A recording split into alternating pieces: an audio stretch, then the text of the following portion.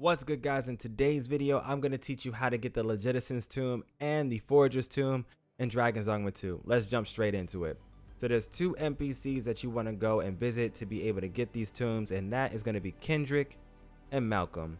There's about 2 quests that might need to be completed in order to get both of these tombs, and I've had a lot of trouble trying to get these tombs from these people. The Logistician's Tome was instant for me, but the Forager wasn't. So let's jump straight into it. I'm going to teach you ways to fix it and how to get it.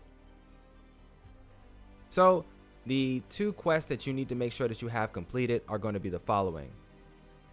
The first quest that you have to complete is going to be the Heels of History. The second quest that might need to be completed in order for you to get the tomb is going to be the Gift of Giving. Now, for the Heel of History, you're going to want to come over here on the map, right over in Vernsworth. You're going to come over to the slums. In the slums, there's an area called the Gracious Hand. Outside of the Gracious Hand is a man named Kendrick. In the middle of the road, he's going to be asking for food and money. You can give him food, you can give him money. It doesn't matter exactly what you give him. Pick what you want to give him. It could be multiple of the same thing. Either way, it's going to work for the quest. He'll instantly ask you, hey, can you help him with another favor? And you're going to want to say yes. From that point on, he's going to be asking you to look for a little boy named Malcolm. Malcolm has gone missing, and this is going to be the second NPC that's going to be able to give you a tomb in the game. So it's really important that you go looking for him. There's going to be a bunch of kids in the surrounding area, to go ahead and talk to them to figure out where Malcolm might be. Eventually, they're going to find out where he went, and the old man is going to open up the way for you. You're going to head down in this little cave section right here. This is the Gracious Hand Vaults area, and this area right here could be considered a main story spoiler area, so I won't go into any further detail just now. All you have to do is go down here, find Malcolm, get him, make sure he's safe, and get out. That's the short version of it. As soon as you get out of this area, what you want to do is you want to wait about 2 days at an inn, at your house, or resting at a bench. And then you want to come back straight in front of the Gracious Hand, and you will see Kendrick and Malcolm standing out there, and they'll be extremely grateful towards you. If you talk to them, they won't give you the tomb. However, if they approach you, they will give you the tomb directly. A couple of ways that I've been able to get the tomb from Kendrick was I was able to go over to the tavern that is right over here in the slums area, and I just waited there for a couple of days, passing time. I came back, and then he gave the tomb to me, no problem. On a different profile that I tried to play this game on and do the same exact thing, it took about a week's time for me to get the tomb from him. However, on both of these playthroughs, Malcolm would not give me the tomb of Forager. So I had to take on the other quest that I'm featuring in this video, which is the Gift of Giving quest. There's a little girl in this area named Daphne. You're going to want to find her, and she is going to be asking you to give a whole bunch of gifts to the cause.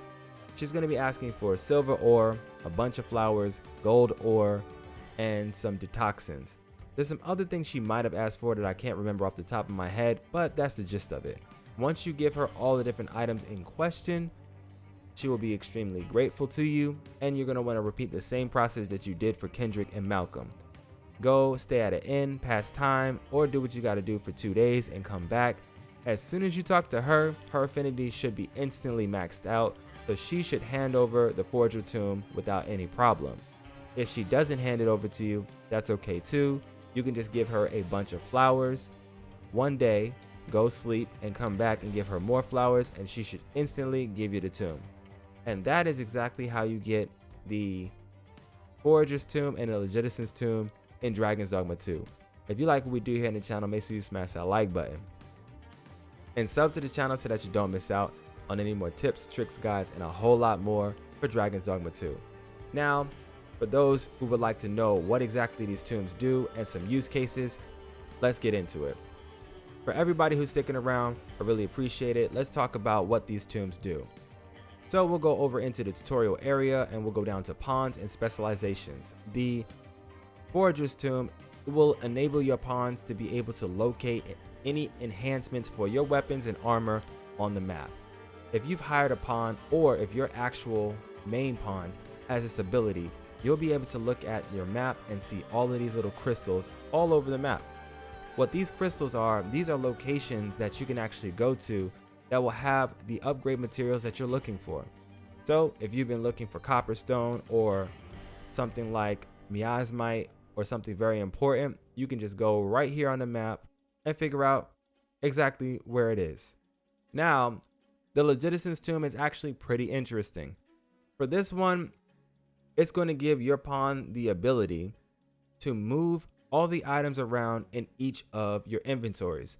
So when your inventory becomes too full, this pawn will actually be able to take the items from one pack and put them into another pack and balance them out.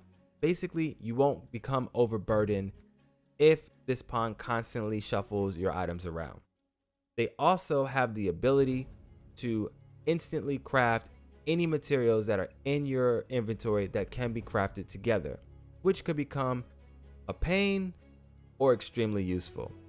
If you need a whole bunch of different types of healing items, then this could be a quick and easy way to get a pawn to do it for you. If you like what we do here in the channel, make sure you smash that like button and sub to the channel so that you don't miss out on any more tips, tricks, guides, and a whole lot more for Dragon's Dogma 2. In the next video, I'm going to teach you how to get the Woodland Wordsmith one more time on the channel. I already created a video about this on the channel, but there's a whole bunch of studying and things that I've discovered, and I want to give you the brand new information as well as debunk a couple of things that are being spread out in the community right now. With that being said, this was your boy Emma Stage Dito. For now, I'm out of here.